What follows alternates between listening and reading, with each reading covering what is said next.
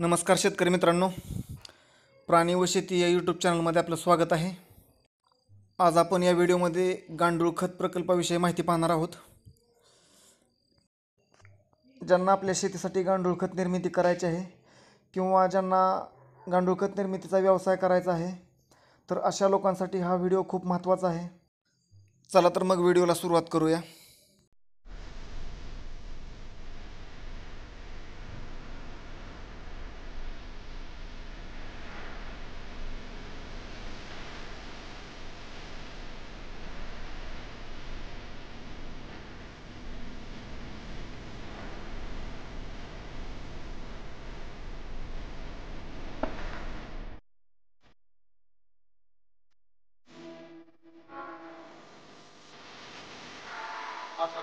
धनाजी हरिदास वाघ, मुक्काम पोस्ट आडेगाव, तालुका माढा, जिल्हा सोलापूर। पंजाब मधला भटिंडा जिल्ह्यामधलं एक बातमी वाचली होती की भटिंडा जिल्ह्यामधून एक कॅन्सर ट्रेन म्हणून बिकानेरला जाते की ज्या ठिकाणी कॅन्सरचे उपचार होतात। मग मी त्याचा थोडा अभ्यास केला की कॅन्सर नेमका कशामुळे होतोय।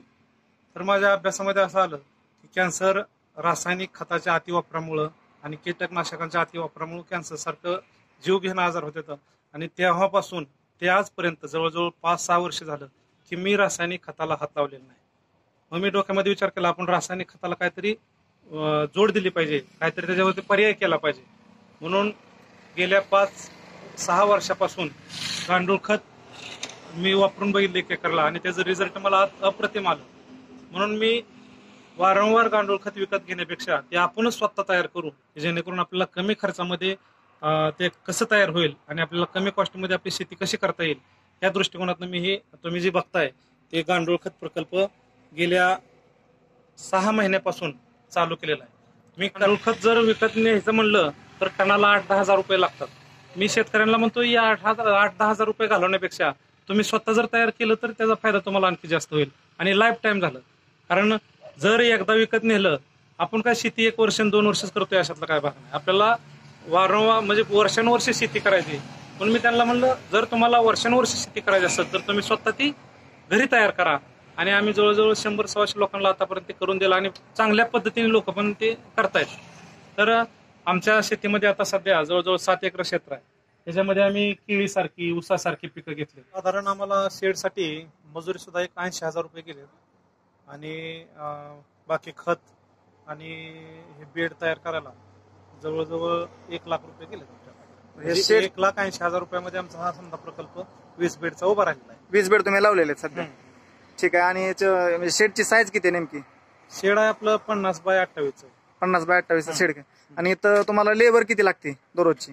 लेबरचं फक्त सुरुवातीच्या काळामध्येच काम आहे थोडं। आपल्याला बेडमध्ये शेणखत भरून घेतो आणि शेणखत भरून घेतल्यानंतर त्याच्यावर जी प्रोसेस चालू होती, आठवड्यातनं एखाद्या बारला 4-5 लिटर पाणी एका बेडवरती मारायचं, पाणी फवारून घ्यायचं। ठीक आहे। कसं आहे साहेब, ह्याला 2-2 फुटाचे साधारण 12 तुकडे लागतात विळूचे आणि त्याला जे कप्पा दिलेला आहे त्या कप्प्यामध्ये ते बसवलं की ऑटोमॅटिक स्टँड होतं। एकदम हाताळण्यासाठी सोपं आहे पॉलिथिनचं बेड। आणि दुसरी गोष्ट, आपण एकदा बेड उभा केलं की तुमच्या आपल्याकडे जे काय कुजलेलं आहे, पालापाचोळा असेल, चिपाडा असतील, जनावरांखालची जी कुजलेली आहे ती एकदम खाली हातरून घ्यायची आणि खाली हातरल्यानंतर त्याच्यावरती शेण भरायचं। नंतर पुन्हा 1 फूटभर शेण भरलं, पुन्हा एक बार पालापाचोळ्याचा एक थर द्यायचा, पुन्हा शेण भरायचं। असं 2 वेळा केलं आणि त्याची उब निघण्यासाठी थोडं त्याच्यावरती पाणी मारायचं। आपण पाणी एक 8-10 दिवस जर मारत बसलं राहिलं तर त्याची खतातली उब निघते। आणि जर उब न निघता आपण गांडूळ सोडलं तर गांडूळ एकदम नाजूक प्राणी आहे, ती जगत नाही। त्यासाठी त्यातली ती हात लावून बघायचा। जर खत थंड झालं तर समजायचं आता ह्या खतामधली उब निघलेली आहे, आता गांडूळ सोडलं तरी चालतंय।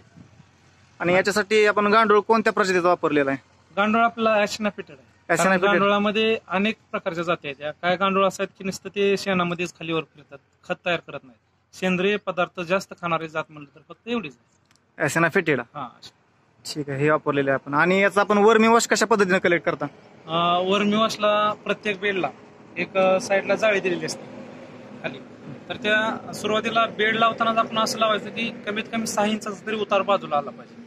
आम्ही काय केलं, ह्या बाजूचा उतार 6 इंच इकडे दिलाय आणि त्या बाजूचा उतार 6 इंच इकडे दिलाय आणि मधून एक PVC पाईपाची लाईन टाकलेली आहे PVC पाईपाची लाईन टाकून त्या खांबाच्या बाहेरच्या बाजूला एक बॅलर आम्ही जमिनीमध्ये पुरलाय आणि त्या जाळीमधून हळूहळू प्रत्येक बेडमधलं वर्मीवॉश एक ठिकाणी जमा होतं. तर ते वर्मीवॉशचे काय फायदे आहेत का नेमकं? वर्मीवॉश काय होतंय, आपल्या जमिनीमध्ये पाऊस घेत नाही तर त्याची श्वसनक्रिया असते ती त्वचेमधनं चालते आणि त्वचेमधनं श्वसनक्रिया करत असताना ती शरीरामधनं एक द्रव बाहेर सोडतं, पातळ द्रव, आणि ती पातळ द्रव म्हणजे वर्मीवॉश असते. तर ज्या आपल्या मुख्य पिकांना जे सूक्ष्म अन्न घटक लागतात वाढीसाठी, ते सूक्ष्म अन्न घटक समजा ह्या लिक्विडमध्ये वर्मीवॉशमध्ये येतात. बरं, याची आपण फवारणी घेऊ शकतो का याला असं मुळाद्वारे फवारणी घेतली तर चालतं. तुम्ही लहान पिकं असेल तर 1%, जरा मिडियम पिकं असेल तर 2%, 2.5%, 3% फवारणी घेऊ शकता.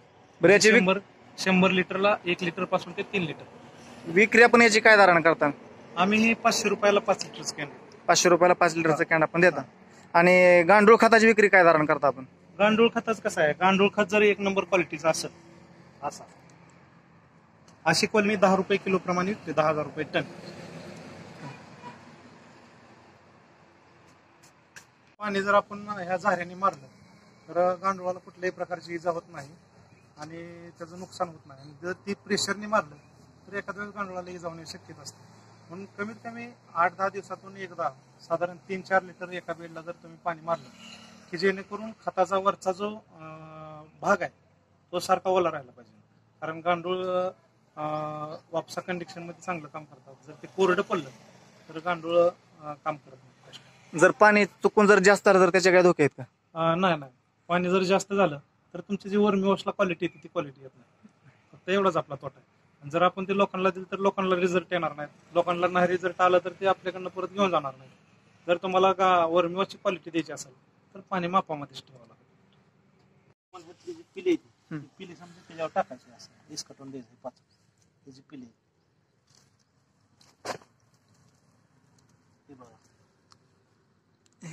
वरच्या थराला टाकून द्यायची का? म्हणजे आपल्याला शेणखत आपण भरणार आहे पण आपला शेणखत म्हणजे जे खत तयार करणार ही समधी पिली त्याच्या विस्कटून दिली की खत ऑटोमॅटिक तयार.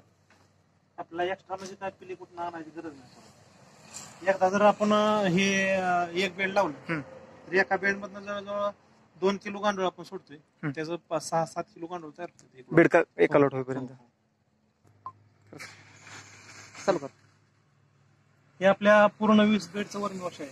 इथं येऊन जमा होतं, एकत्र कनेक्ट करतो आम्ही. इथं कनेक्ट आणि इथून 5-10 लिटर कोणाला पाहिजे असतं, 20 लिटर कोणाला पाहिजे असतं, जवळजवळ 100, 150 लिटर सुद्धा आपल्याकडनं वर्मीवॉश घेऊन जाणार लोक आहेत.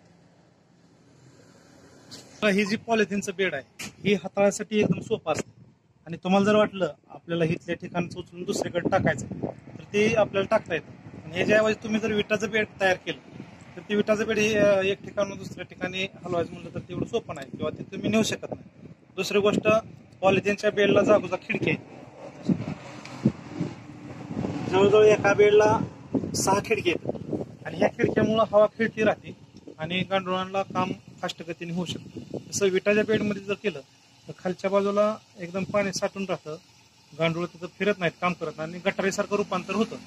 आणि आजपर्यंत बऱ्याच शेतकऱ्याचा अनुभव असा आहे की त्यांनी विटाचं बेड बाजूला काढून पॉलिथिनचं बेड त्या ठिकाणी टाकलेलं आमच्याकडनं टाकून घेतलेलं आहे. एकदा लावल्यानंतर हा बेड किती दिवस टिकतोय? एक बेड जर लावला, आता ह्याच्यामध्ये क्वालिटी भरपूर आहेत. तुम्ही 500 रुपयापासून ते 5,000 पर्यंत बेडची किंमत आहे. तर आपण एक मिडियम क्वालिटीचं बेड लोकांना देतो. ही बेड 450 GSM चा बेड आहे. ठीक आहे. काय किमतीनं तुम्ही याची विक्री करताय? आम्ही लोकांना त्यांच्या बांधावरती जाऊन बेड उभा करून स्टँड करून देतो. 3,000 रुपयामध्ये एक बेड आणि 2 किलो कल्चर त्यांना पोहोचवतो. 3,000 रुपयामध्ये एक बेड आणि 2 किलो गांडूळ कल्चर तुम्ही पुरवता. 2 किलो जर आपण गांडूळ कल्चर त्याच्यामध्ये टाकले तर साधारण 4 महिने त्या प्रोसेसला लागते. आणि काय शेतकऱ्यांचं कसं असतंय, साहेब आम्हाला लवकर फास्ट तयार झालं पाहिजे असं काय तुमच्याकडे आहे का? तर आम्ही त्यांच्यासाठी सांगतो, तुम्ही एका एक्स्ट्रा जर तुम्ही 2-3 किलो आणखी गांडूळ त्याच्यामध्ये सोडले तर तुमचे 4 महिन्याऐवजी 2 महिन्यामध्ये सुद्धा ती प्रोसेस पूर्ण होते. ही झालं पहिल्या लॉटचं. परंतु दुसऱ्या लॉटला इतका वेळ लागत नाही. कारण आपण जे 2 किलो कल्चर टाकतो त्या 2 किलो कल्चरचं जवळजवळ 7-8 किलो गांडूळ तुमच्या बेडमध्ये तयार होतं. पुढची जी प्रोसेस आहे ते फक्त 2 ते 2.5 महिन्याची प्रोसेस आहे. त्यामुळं शेतकऱ्यांनी जास्तीत जास्त गांडूळ खताचा यूज करावा, कारण गांडूळ खतामध्ये आपल्या पिकांच्या वाढीसाठी जी लागणारी मुख्य अन्नद्रव्य आहेत, सूक्ष्म अन्नद्रव्य आहेत, दुय्यम अन्नद्रव्य आहेत, ती समधी मुबलक प्रमाणात उपलब्ध होतात. गांडूळ ही एक असा प्राणी आहे की तो रात्रंदिवस एक गांडूळ, मी माझ्या अभ्यासामध्ये वाचलेला आहे, एक गांडूळ 1 वर्षाला 1 लाख पिल्लांना जन्म देतो. आणि गांडूळ ही त्याला कधी शनिवार, रविवार, सणवार असं कुठली सुट्टी नसते. ती 1 दिवसामध्ये 1 गांडूळ 1 किलो शेण फिल्टर करायचं काम करतो.